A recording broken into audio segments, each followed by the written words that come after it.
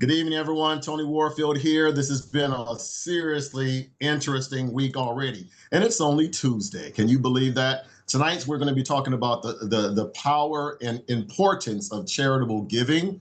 I think this is an important topic, particularly because as we continue to discuss financial literacy, financial education, and talking about ways to help people get more money for their retirement, prepare for their retirement, one of the things that I am learning is, I'm a pretty spiritual person, and many of the people that I work with are faith-based organizations, faith-based individuals. So we want to make sure that when we're doing our financial planning, whether it be for retirement or to buy a house or buy a car, we want to make sure we put God first. We want to make sure we consider other individuals and organizations who could use our philanthropic efforts to be able to maintain our community. With the way things are going in the country right now, we need to rebuild the village that we used to have, the community that we used to have when we all looked out for each other. So many people have nonprofit organizations that are always looking for funding,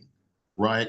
And it's important, whether it be a nonprofit organization for, in my case, Black Infant Health, or you might have someone who has an organization for battered women, or organization just to give backpacks to kids. And of course, making sure that we support our local churches that give back to our communities. It's essential that we make sure that we allocate some of the funds that we're producing to look out for the community as a whole. So tonight I invited three young ladies. They're, not all of them are on right now, but they'll be popping in during the course of this discussion.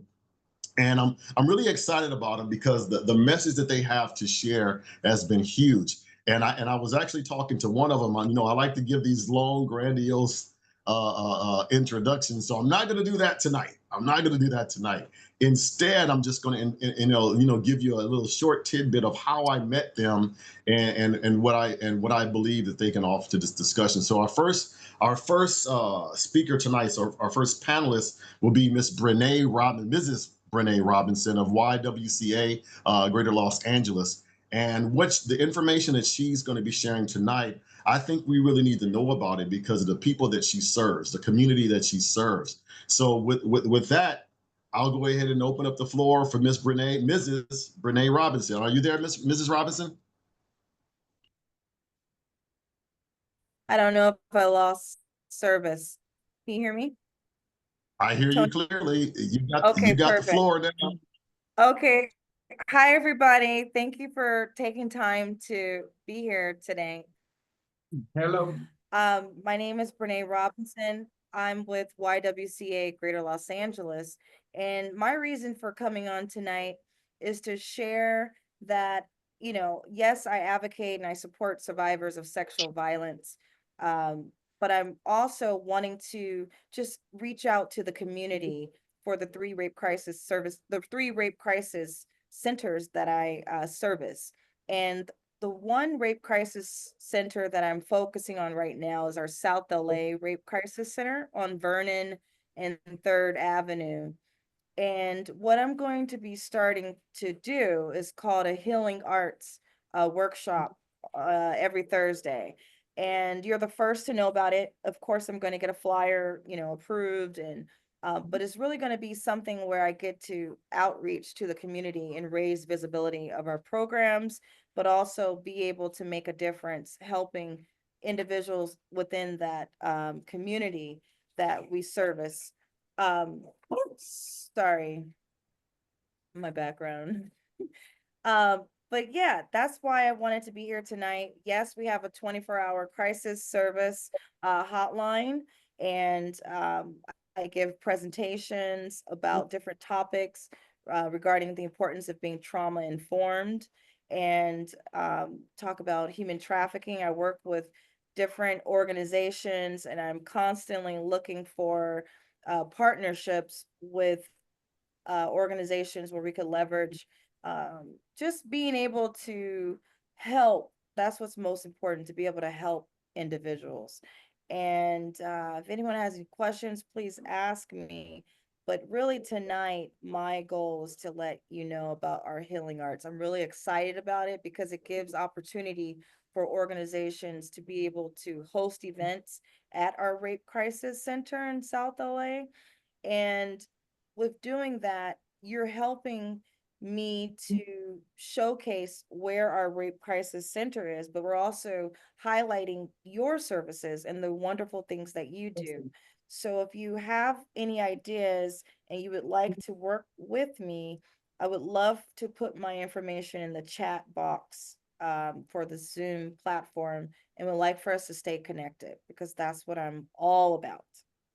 Well, you know, I'm gonna go right in and ask my questions because you made a comment that's interesting. Can you tell me what's trauma informed? Can you explain that in detail?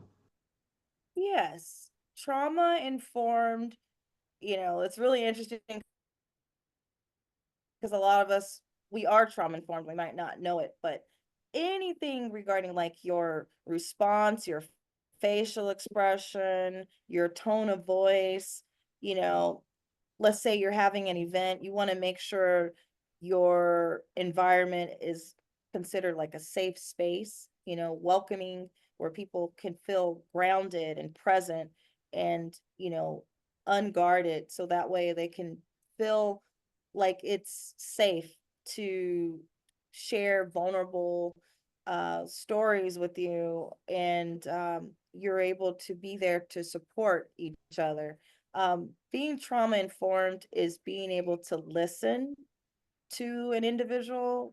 A lot of us like to give advice, and we want to help people and we want to provide support, but it's really important that we're providing the support that the individual is asking for.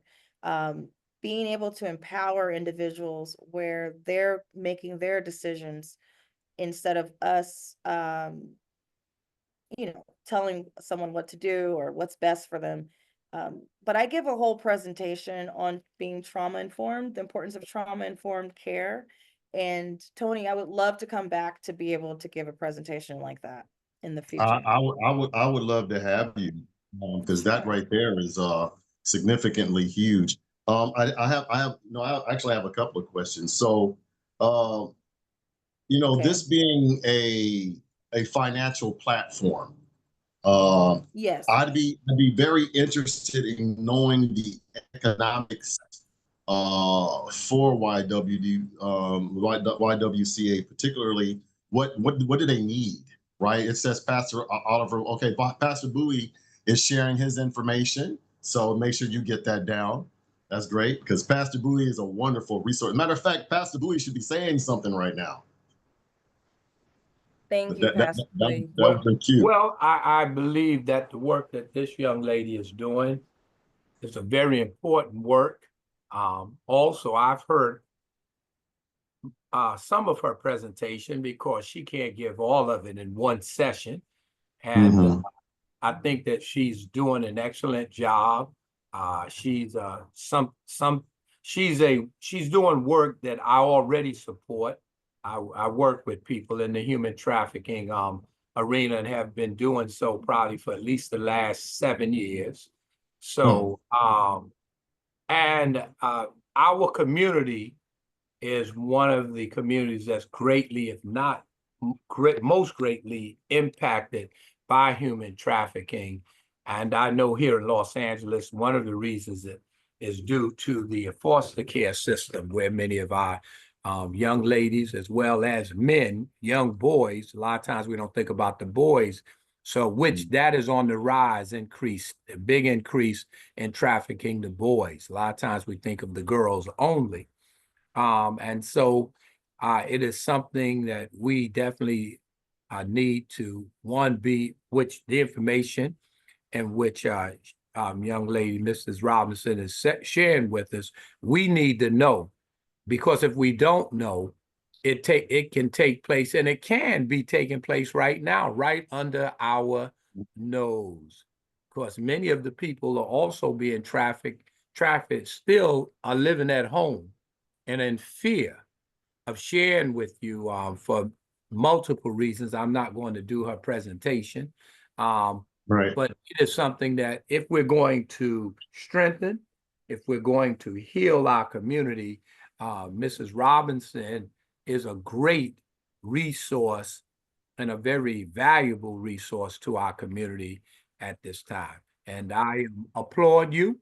Thank you. I'm also looking to support you in whatever way I can, because I believe in what you're doing, and I know that you believe in what you're doing, and you're doing a fine job at it. So keep up the great work. Thank you. Okay. Thank you, Pastor. So, like I said, because this is a financial discussion, particularly what do you need? I mean, what is there an endowment, or how does someone financially participate with the YWCA? Well, at this moment, Tony, what I need are resources, and all of you are resources. I already have you in my contact, Tony, as far as a resource, because a lot of times people come in, they've gone through divorces or just situations where economically they need assistance with how to get back on track, or really like what route to take. Everyone's a different type of case, so um financial trauma really exists, and it's very, very prevalent in the services that we offer with the clients. But I mostly work, um I work directly with, people who disclose things to me while I'm doing outreach. Like this weekend I was at Dorsey, I'm at different campuses, but right now I'm focusing more at this moment is to be more in the community, like, the staff members at Albertsons on Crenshaw, the staff members at DWP, the staff members, because you just never know who's going through what. And how I'm strategically working on this programming right now is for doing an in-person healing arts that I mentioned. So the healing arts, so I'm looking for individuals and organizations that, you got to do like some kind of healing arts. It's okay if you planting plants, or you're drawing or painting, or, putting on lashes. I'm looking for like fun, entertaining activities for people to pull people in, attract people. Financial literacy is absolutely attractive right now. And so all of these different industries are going to be in the category of healing for me. That's the platform, the campaign that I'm going to be working on. So as far as what I need, just you being a resource right now. That's really what's important for me right now. Well, I definitely can do that. So thank you so much for that. Again, with Pastor Bowie, you've been really great. I've only known you for maybe a month and a half since our next speaker's event. But in that time, I've had an opportunity to learn more about you and be able to see your passion and what you're doing. And what's great about everyone that's on this line right now, everyone is passionate about what we're doing. So I believe that we can move mountains with that. And probably one of the biggest mountain movers that I've ever seen is our next speaker. So before I present her, Mrs. Robinson, thank you so much for sharing your thoughts. We're definitely going to have you come back on and share that full presentation, because again, I don't want to just keep talking about money, and we're not here talking about what we're supposed to be doing for God, right? Because none of that stuff's going to work if we don't. So I definitely appreciate you sharing those thoughts. I'll make sure that everybody has your contact information that joins this discussion today, because there's a lot of really great resources. And one of the great resources that you already know, are affectionately, is our next speaker. So Commissioner Robbie Butler is on today, and I got a chance to meet her for the first time in a setting that you wouldn't even believe, right? I was out at this pub where, one second, Pastor Bowie, I'll get you in a second. I was out at this pub, and I was playing dominoes with some of the people, and Commissioner Robbie, she comes in and she sits at the table, and she proceeds to kick my whole entire butt. That would be true. The whole entire butt. The whole entire butt. Now, my Aries ego wants to say that I let her do that because she's a woman, but my spirituality won't let me tell that lie. So she did kick my whole entire butt. And because of that, she gained even more respect other than what she would have normally gotten. She ends up inviting me to an event that was absolutely astounding, the 9th annual Women Empowerment Forum, where I got the chance to meet so many superstar young ladies and, from all ages, all backgrounds. And I invited her to come on because I wanted her to talk about not only her foundation, but her foundation's mission. What you see going on in the country right now that's affecting Black women in particular, Black women empowerment is essential because these are the people that's taking care of our kids and their parents, right? Most Black women are the caregivers. They're the people that are the nurturers. They're the people that are also the financial backup for many of our children. And they also have businesses that they're starting and they're supporting, younger generations to be able to have jobs, particularly the people that look like us. So with that, I got to give the floor to Commissioner Robbie Butler. Can you hear me, Commissioner Butler? I hear you very well. Thank you so much, Tony. And greetings to everybody else on the call today. I was just a little bit late and I apologize because I tried to be very respectful of everybody's time. So now, back to that story that Tony was telling. And I keep making these adjustments here. I'm trying to get the right lighting on myself because I don't normally have the hat on when I'm doing this, but I had to. Okay, so there I am. So Tony is correct. We did meet at the sports bar where we play dominoes every Monday night.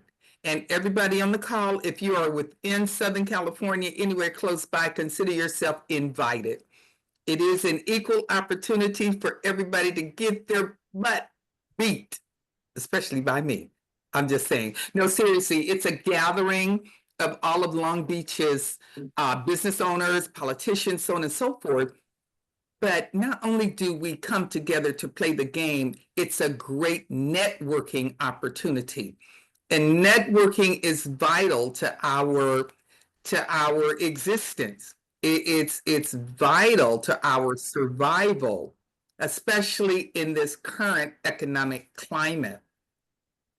So thank you very much, Tony, for connecting with me and for attending the event that you spoke of. So before I get into that a whole lot, just a little bit more about me. So I am Commissioner Robbie Butler. I serve as one of the Equity and Human Relations Commissioners for the city of Long Beach, which is a direct tie-in to what I do in my day-to-day life. I am also president of the Speak Up Empowerment Foundation. Now, a little bit about that foundation. It was created 10 years ago. August will be our 10-year anniversary. This foundation was created expressly to support the success of the single mothers in our communities. That's because there are a lot of things that go on for women, a lot of things that go on for mothers in general. But there's not really anybody that I'm aware of who is focusing specifically on the single mother and what it takes for her to succeed in our communities these days. What I have found is that most people, when you say single mother, they look down upon her. Many of them are of the impression that, oh, she's just an inner city girl having babies out of wedlock. Well, okay. I'll give them that. She is that, but she is so much more. Yeah. She's the widow. She's a divorcee. She's all of those single women who fill the shoes of a mother who is missing for whatever reason. She might be your auntie, your grandmother, your godmother, your sister, your best friend.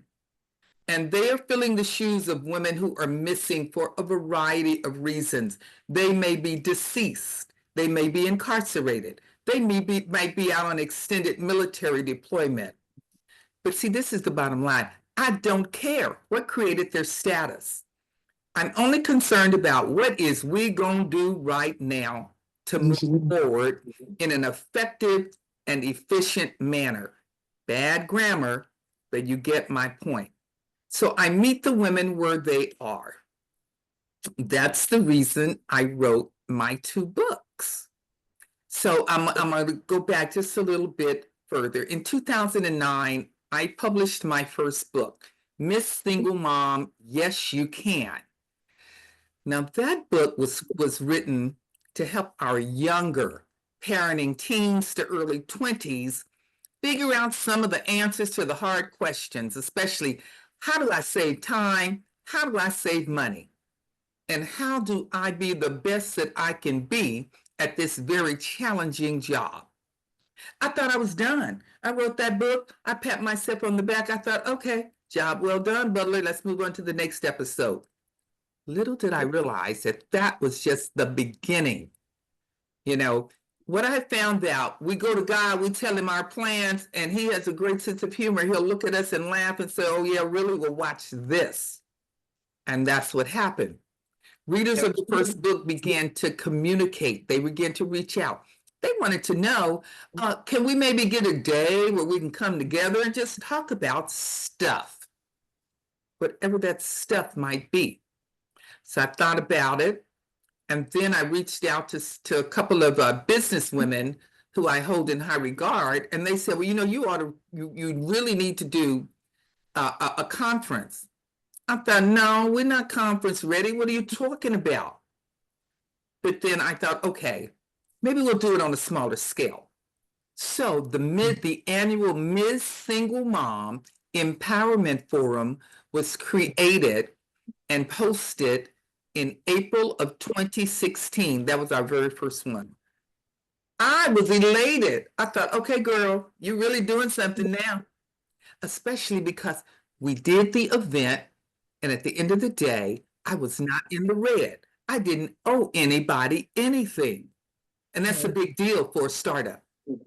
Yeah. We broke even. I see a hand up. Oliver, because I'm not sure how to pronounce your last name. I'll pause and I'll listen to your question. Oh, just some stuff. Okay. Oh, you were calling on me. No, I didn't have a question. My hand was up for something else earlier. Oh, okay. Well, I apologize. I didn't want to ignore it. Thank you. Sorry about that, Pastor. I meant to get back to you, but I didn't. That's okay. The Yeah. commissioner, let's go forward with the commissioner. I'm enjoying the commissioner. Thank you so much. So, so the first event, we hosted it in April. Nobody knew what this thing was going to look like. Nobody had a real clue because it hadn't been done before.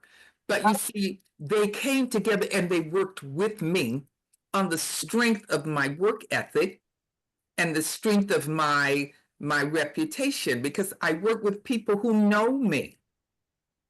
That's the easiest way to get yourself up off of the ground. And again, we did not owe anybody a dime at the end of the day. Well, okay, Butler, how did you make that happen? You asked such good questions. I begged from everybody. Our event is 100% sponsor driven. And everybody I spoke to, I simply helped them understand that all of our lives have been touched by a single mother one way or the other. Either I am, my mama was, my sister is, my cousin is, my auntie might have been, so on and so forth. And then you begin to intellectually think about the shoes that they have walked in, the struggles, the challenges, as well as the high points also. And that made it a little easier for people to open up their purse strings, open up their checkbook, and write that check to support the event. And Christina? Question, Christina? No, I'm sorry. My phone just accidentally did that. Oh, okay, that's okay. I'm proud to announce that we just hosted our 9th event on April the 19th. And every year I have followed the same model. I refuse to charge the women to attend this event. It was created and it's marketed as their pre-Mother's Day gift. And so I do what I have to do to raise the money to pay for this event because it's their Mother's Day gift. And you don't charge people when you give them a gift, or you're not supposed to. But please know that this is not easy, and it was not easy because I was a virtual unknown in the local community of giving. So I had to reach out to potential sponsors and help them to share this vision because it's that critical. And what we do during this event is provide access to resources, those critical resources that make a difference in the life of a single mother. Whether it's access to insurance services like what Mr. Warfield offers. He was there this year as a vendor, as he said, and he was blown away by what he saw. The number of attendees it amazes me every year. We throw out the net further and wider because we want more and more women to come and get what we have to offer them. So I'm going to pause right there for a minute and formally ask if there were any questions or comments before I go any further. You know, I'm gonna jump in there. You know I am. Please so, you know, Pastor Bowie, he gave me a really, really powerful conversation the other day about asking for the money. You know, and you know when you know a lot of people, you know, especially people who I don't want to use the word pride, but you know, you want to do something great for the community, but you don't necessarily want to ask for help. It's hard to ask for help. So what advice would you give to people who do want to have these philanthropic efforts, but may not have the resources to do everything that they hope to do? What advice would you give them to be able to ask for that money? How do they do it? What methods do you take to get them to get you the money? Well, I'll tell you something I learned some time ago. It was the California Women's the creator, Michelle Patterson, she passed, but I went to her first event. It was like the California Women's Conference or something like that. And one of the keynote speakers, she said something that resonated with me then and has stuck with me ever since. She said, be helpable. Be helpable. People want to help you. So be helpable. Just ask. The worst you're going to get is a no. We've all heard no before. In my world, in my mind, no just simply means, oh, you didn't understand what I just said. Let me rephrase this and help you to understand what I'm talking about. Because as a salesperson, and I've sold everything all my life, I'm there to close the deal. Otherwise, I've just wasted my time and wasted my energy. I've got to close the deal to make it worth it. I may not get what I went in to get. I may not get all of it, but I got to walk away with something. And that's my word to all of you. Don't be afraid to ask. Allow yourself to be helpable. And sometimes it's better to just grab that low-hanging fruit. You might not be able to get that piece that's a few branches up.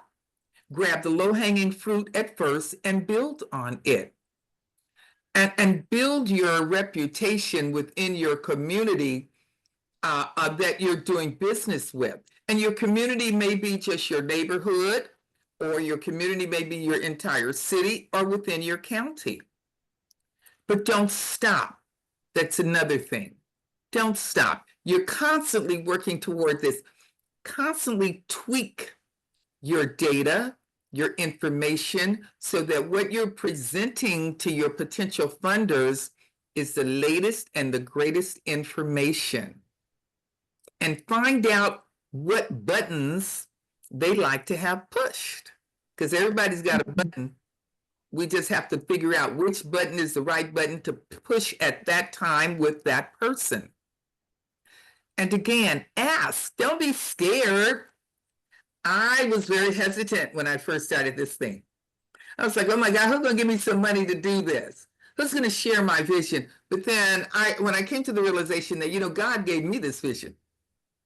He didn't call together a whole group. He gave it to me, and it's up to me to share it and find like minds who will work with me. And that's another thing. I have a tendency to say I, mine, me, but I have grown out of that. You want to embrace others. So this is our thing. We are doing this, and you'll find that people will buy into your concept a little bit easier when you do that. Give them mental ownership of what you're doing. Make them feel that they are a vital part of your success, whether they are or not. But present it like that. The worst thing that could happen, again, is that they're going to say, nah, not interested. And again, that simply means to me, no, not yet. Or maybe we don't have no money right now, but come back and ask us in 2 or 3 months when we get our new pot of money. Stay on their radar. Send follow-up reports. Take pictures. A picture's worth 1,000 words. I'm good at that. Yes, one of my funders requires a post-event report. They hold back 20% of my money until after the event and the report and some pictures. And I'm not mad at them. They just want to make sure that we are doing what we tell them we're going to do, and we have proof to show it. So you can be, the word aggressor came to my mind, but that's not what I wanted. Initiate the follow-up. Thank you very much for your consideration, whether they sent you money or not. This is just a quick look at our very successful program, and we would love to have you join us next year, or something to that effect. Well, I'm going to be there, absolutely. So I really appreciate that. Did anyone have any questions for Commissioner Butler? Trust me. Also add right quick, Tony, before my time is up. Okay. As part of our organization, we have a mentor coaching program, and we conduct quarterly personal and professional development workshops. And we have a workshop slated for June the 7th. It is a smoking cessation workshop because we're combating those predatory marketing tactics that are used by the tobacco industry to grab our kids. But we're fighting back. They can't have our kids. They're coming after them with menthol products, those flavored e-cigarettes and the vaping and all that stuff, but we're fighting back. Mm-hmm. You can't have my kids. Mm-hmm. Can't have my kids. That's one of the things that we do. I encourage all of you to please hit the website. Take a closer look at my programs, the organization, our programs, and consider partnering with us in the near future. What's the website? The website is speakupempowermentfoundation.org. Yes, it's a mouthful, but it's worth it. www.speakupempowermentfoundation, just like it shows there next to my name, .org, all one word. Thank you so much, Tony, for the time today. I just want to say that I had the opportunity and the pleasure of attending the program this year, and I loved every minute of it. And my hat goes off to you, and I salute you, Ms. Butler. Thank you, sir. I appreciate that. You're absolutely right. He was there. I thought he was there to represent 100 Black men, but he was there to just check me out and give me a report card, and I got high marks. Thank you. Appreciate it. Nothing like those straight A's, I got to tell you. Ain't nothing like those straight A's. There's nothing like it. And everybody, next year is our 10th year. It's going to be a biggie. If you're anywhere near Long Beach, please come join us. All you got to do is go to the website and complete the registration form. And seriously, any and all single mothers that you know, please reach out to them and tell them I really, really want them to be there in attendance. They don't have to worry about paying for it. I'm gonna pound the pavement and beat the bushes to go find the money, because that's what I do. That's it. Thank you. And she ain't lying either. I love it. And I hope I get the same spot that I had this year, because I was loving my positioning there. I got you, Tony. Right at the front door. So before I introduce the next speaker, I wanted to identify Pastor Bowie. He had a comment or a question. Pastor Bowie, what was your comment or question, sir? I think Miss Johnson still on? Miss Robinson had to jump off. She has another engagement. Okay, yeah, it was for her, so it's okay. We can proceed. I can relate a question if you like. Just let me know. Basically, she didn't ask for volunteers, and I know she needs volunteers, I mean, but oh, I promise you, she'll accept that. So I'm gonna do a report card after this conversation. I'm gonna let her know that you opened up the floor to offer volunteers, because I know there's nothing that beats harder than the heart of a volunteer. So I'm really appreciating you offering that. So thank you, Pastor Bowie. So my next speaker. Now, I have a personal relationship with this young lady because I've known her since I think I still had Similac behind my ear, or what do you say, wet behind the ear? I've known her for almost 20 years now. We got started way back in the day when I used to sell women's undergarments.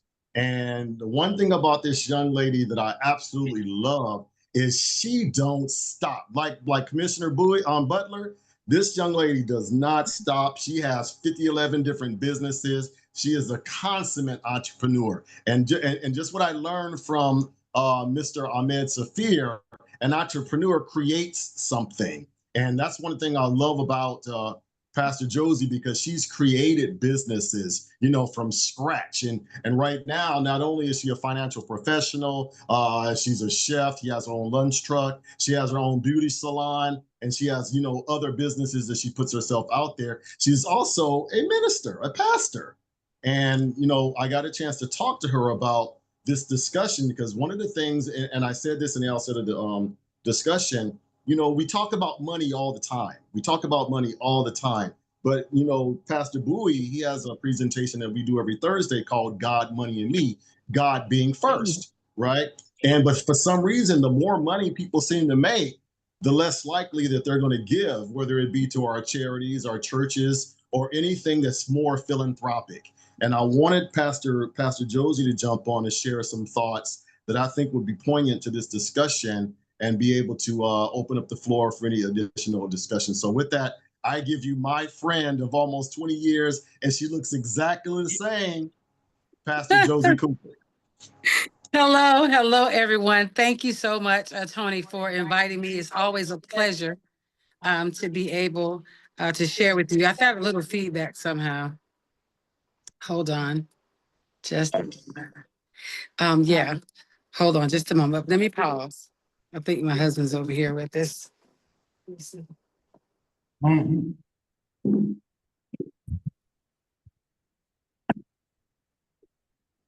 She's getting that two item pound. Yes. Okay. I'm back. Sorry about that. Am I on still? Yes. I don't see anybody though. Okay, now I do. Yes, so I am Pastor Josie Cooper out of Greenville, North Carolina. We're down here in the country, as my Cali folks call us. But yes, and I've been knowing Tony a long time. I do a lot of different things. And one thing I have been blessed in my life is having a mother who was the first philanthropic philanthropist that she just would give. My mom was a minister. She fed the sick. She fed the hungry. She prayed for the sick. She visited the nursing home, the hospital, and she gave to the community. So I was brought up in that. And because of the example that I had seen, it naturally became a part of who I became. Watching her do that. And she was so blessed and to die at the reach age of 83 years old 2 years ago. But let me tell you, there was a great celebration. So I do enjoy giving to others, to children, to other things, and giving. And giving is such a part of me that one thing about a giver is that it's a blessing to give, But one of the things I've learned to not do is to not constantly be moved by emotion. Because I give so much that doing so, I watched those who are givers get taken advantage of. So I do enjoy giving, and giving is who I am. So when people don't give, I don't quite understand it, because that's not who I am, and we can't expect people to be who we are. Now, I do have a church. My husband and I, Blessed Life Ministries, JJJ Love Ministries on Facebook and social outlets and things of that nature. And we do different things. We give in the community. We have a food truck, and there have been many that have not had the ability to pay, and we still gave them food and just different things. We've had days, community days, where we've just cooked out on the grill in front of our salon, and we gave away food. But when we got our food truck, the same people that got the free food, other businesses down the way, and I won't say the different nationalities, but when we were selling food, they didn't come to patronize, but they couldn't stop getting 5 or 6 plates a piece, because they enjoyed the food. So there are takers and there are givers. You have those who take and those who give. Unfortunately, there are those who, one thing my mama said about your hand, when your hand is closed, nothing goes in and nothing comes out. That means when you don't give, you're not in ability to receive. And my mama said, you'll be blessed, but not to the fullest. So if we're going to be blessed in these times, we have to share with people that giving is the way. For God so loved the world that he gave. You see, and he was our greatest example of giving. So why shouldn't we be givers as well? Our churches need people to give. A lot of times people find it hard to give to those who they think or feel have much more than them. I've been taught by some great leaders who taught me how to sew up. See, I've always given to the homeless and go get food, and sometimes they eat it, sometimes they don't. Sometimes they toss it to the side because that's not really what they want. I had to learn that. You see, but there are those who give and don't mind giving, and there are those who, no matter how much they have a hard time giving because they're constantly trying to rake more into themselves. You see the stars and people who have a lot of money, some of them don't give because they're scared that if I give, and Tony or Pastor Bowie, if you all have 2 million and I got 2 million, if I give part of my millions and give part of what I have, I'm going to have less than you. So there is a competition among those who are rich to stay rich, and so that the other people who are rich like them don't outdo them. See, and that's where the enemy, I feel, has robbed them of the greatest thing that they can do, because we are blessed to be a blessing. We are the seed of Abraham. And of course, I'm a preacher, so naturally I'm going to talk a little bit about the Bible. We're the seed of Abraham, and so we're blessed to bless others. And when we bless others, we in our turn won't have lack. Yes, we have a food truck, a salon. We do real estate investments. We do a lot of different other things. I also am a recorded gospel artist. I do have a CD and things of that nature. And so I sing, and all the different gifts that God has given me. I write poetry. I'm using up everything that God has equipped me with. But meanwhile, I'm trying to share with others how to have what I have. You see what I have, but you can have it. He has no respect of person. He reigns on the just as well as the unjust. And so therefore, the thing that God wants us to know is that we have it, but can we share with others how to get what we have? Or are we selfish? Or are we going to gatekeep? Our job is not to be gatekeepers. Our job is to be a blessing to people, as she has shared about helping those people who are in an abusive situation, helping those single mothers, helping others who are less fortunate than we are. You see, because I can understand, because I grew up in the projects. I didn't grow up with a silver spoon in my hand. I grew up rough. And so therefore, that's why those who tend to grow up and work harder tend to be more successful. Why? Because it didn't come easy for us. And we're not used to people just giving to us. So I didn't try to get off on my education, although I was very smart, have 4 degrees, my looks, whatever. I work hard, and I teach my grandchildren the same thing. Work hard and be a blessing to people, and don't look down on people, and help others. So we're in a situation now, even in our church, that we ask people to give. And I have found that more people give that don't have as much than those who have as much. You ever heard of the widow's mite? The widow's mite, what it is, the widow's mite is the woman in the Bible who gave a penny. She gave a little bit. And it didn't seem like much to others, right? But it was all she had. It was all she had. And because it was all she had, it was greater than somebody like myself or any of you who could give $100 or $200 and may not even miss it. You see? But a person that's all they have. So it means more to God when we give out of our heart and out of our resources than for those who are, and I won't call the rich people's names, who may give $1,000. That's nothing. They lose more of that around a house without even realizing it. I mean, you know, but to some of us, that's everything. And we need to get to giving, especially us in our community. And I do mean everybody, but particularly those of us who are African American. We have to go back to helping each other and building each other up and help each other start businesses, support our businesses. Support our business, because if you don't support their business, they won't have money for their families. They won't have money to give.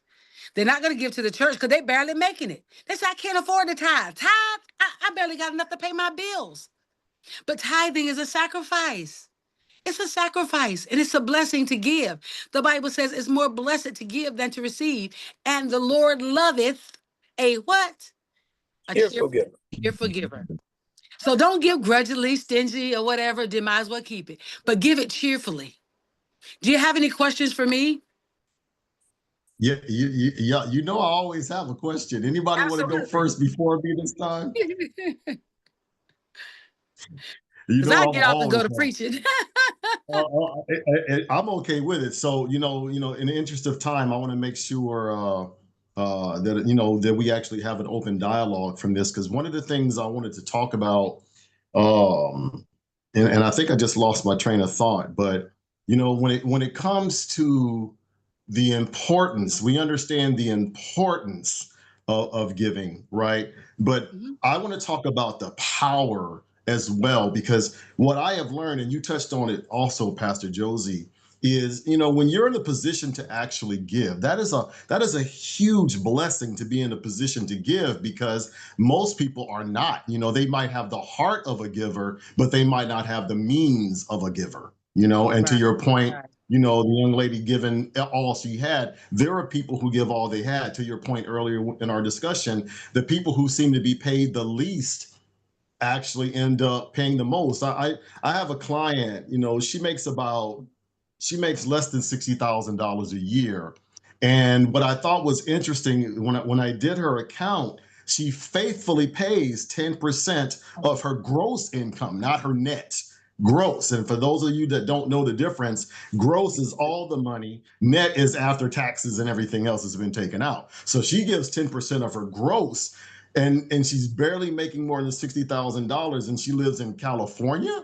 You know, so that is a huge, from my perspective, that is a huge sacrifice, where you have a situation in this country where you got billionaires that won't even pay the, you know, 5 or 10% that they're due. Right. So, you know, it's a really powerful discussion on what it can actually do, who you can actually help. You know, again, in the beginning of this presentation, we have organizations like the YWCA. We have the Speak Up organizations. We have Bellevue Presbyterian Church, Triple J, Love Ministries. We have, you know, some of my financial literacy workshops. We have, you know, Dr. Span, who has his educational programs for the youth. We have Mr. Ahmed Safir, who has an adult living facility. We have all these different people who have this altruistic personality, things that they want to do for the community. But, you know, to Commissioner Robbie's point, this ain't free.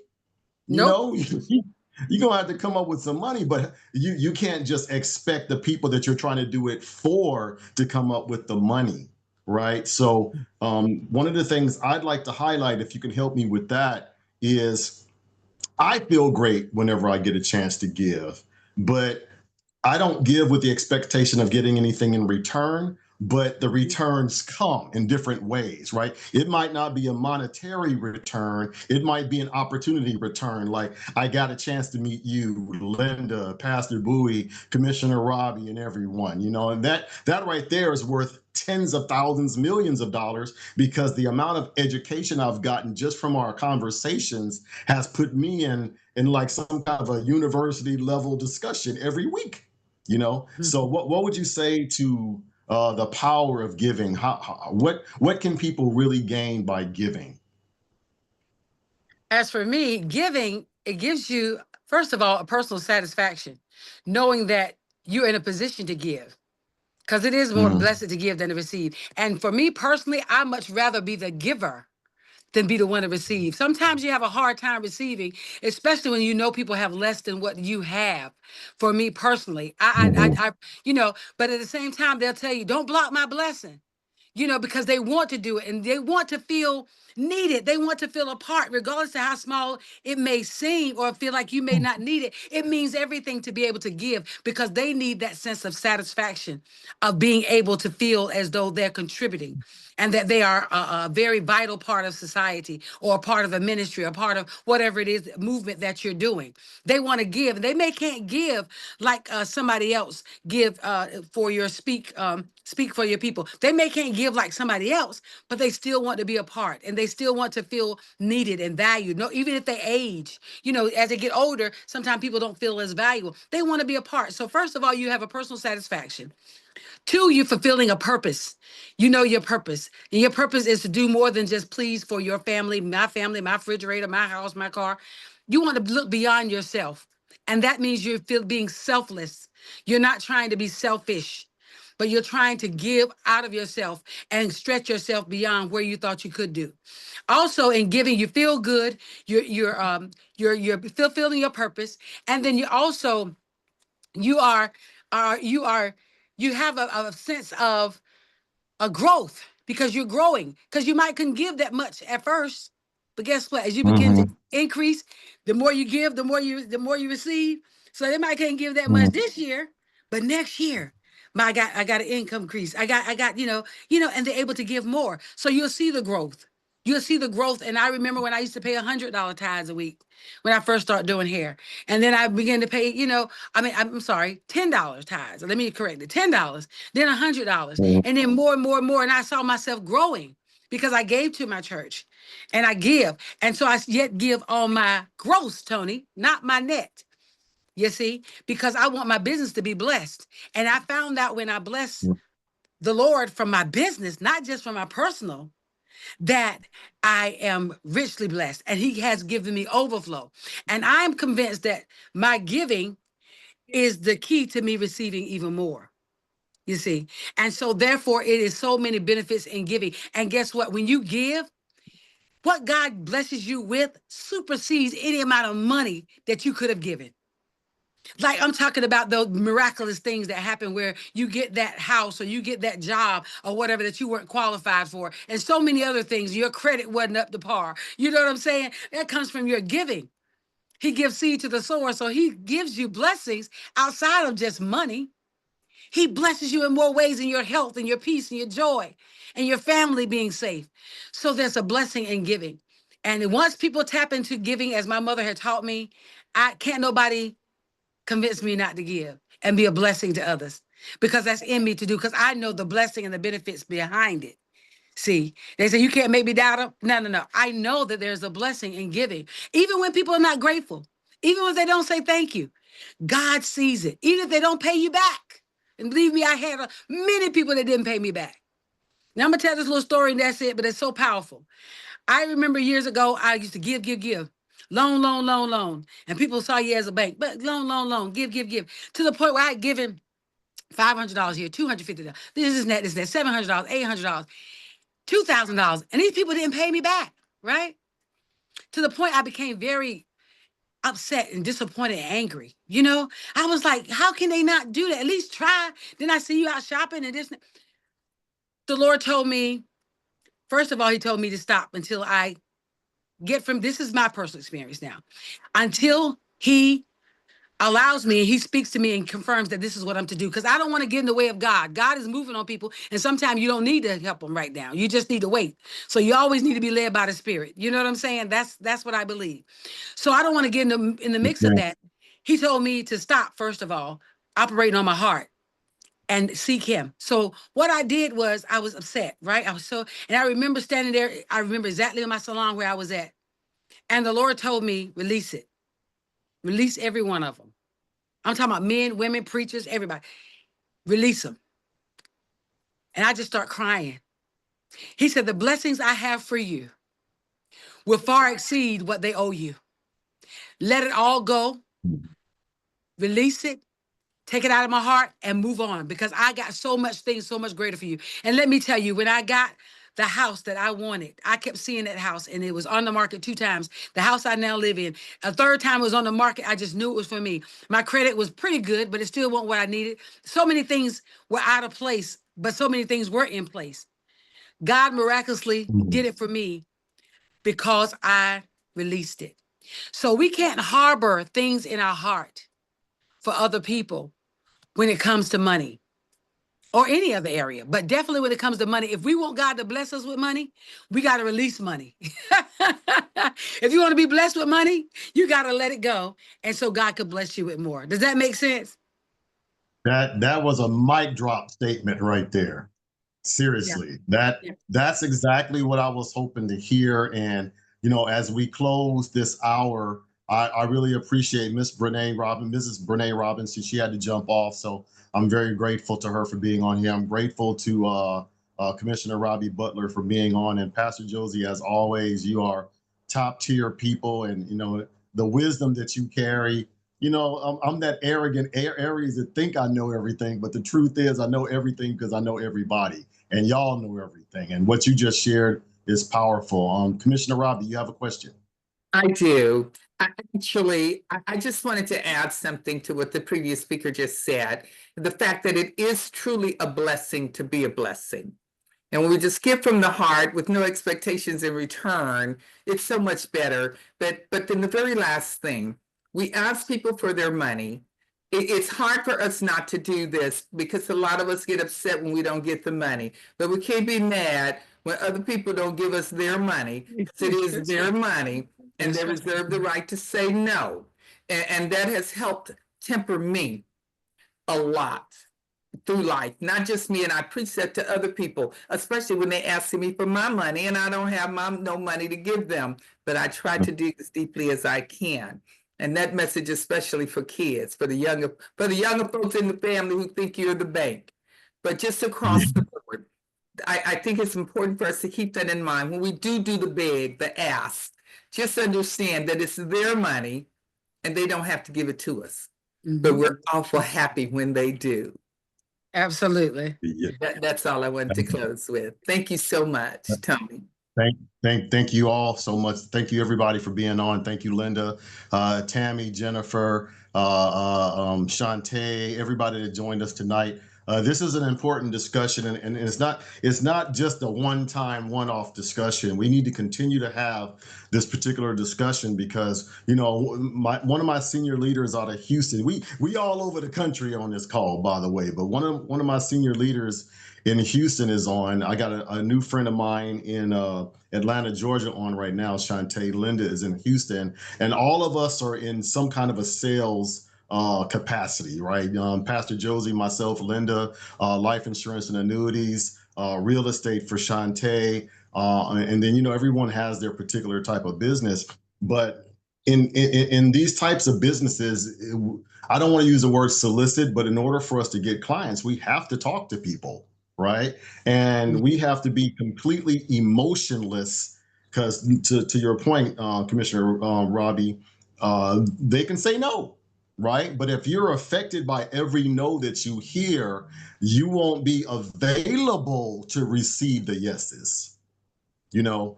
And I really appreciate what you're sharing. And, you know, because, you know, I have my business side, but I also have my philanthropy side where I want to be able to raise funds for Black infant health. I want to be able to raise funds for All for Kids. I want to be able to make sure my church is prosperous. Whenever I share information, I want new congregants coming to my church. And in Pastor Josie's case and Pastor Bowie's case, they want new congregants in their churches. So, you know, I'm not afraid to ask, right, for money in that situation. But when it comes to asking for money, you know, like I have an event. Oh, I forgot to give myself my shameless plug, by the way. So we're having the Women's Health Expo on May 31st at the Long Beach Convention Center, and I'm going to be in the Black Infant Health pavilion, which is got a 90 square foot, section where they're going to give me a nice little spot to where I can exhibit some of my wares. And I'm going to go completely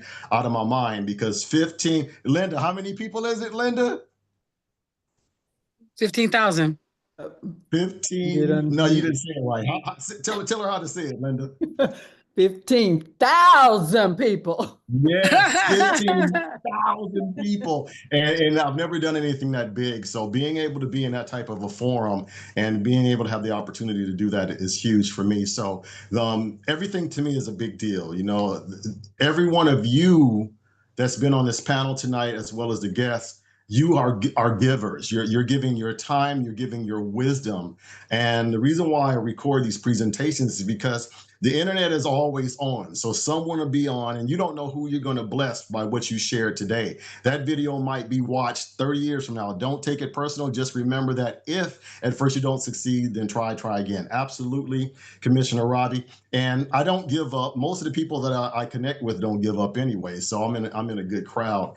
And to be able to offer what you do with your time and your wisdom, I think is huge. Know that the information that you shared today is going to help at least one person make that change. That one person is going to be able to do some things in their lives. And then what I'd like to close with is don't give what you can't afford to give, right? And once you give it, forget it. Once you give it, forget about it.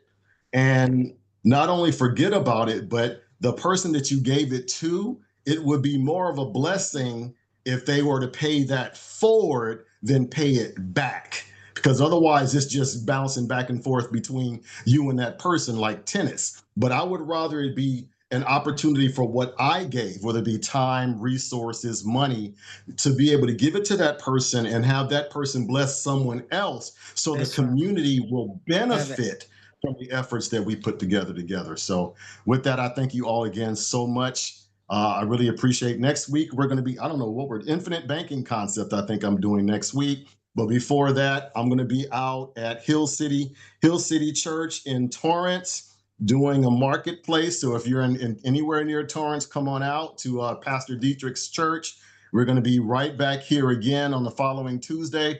And then I'm going to be turning it up with 15,000 people at the Women's Health Expo. That's what I want to wait. So thank you all so much for being on. And with that, I bid you all a final adieu. Have a good night. Good night. Thank everybody. you. Thank you. It was good. Thank you for excellent presentations. I have another meeting. Yes, sir, Mr. Safir. Take care. Thank you so much, sir.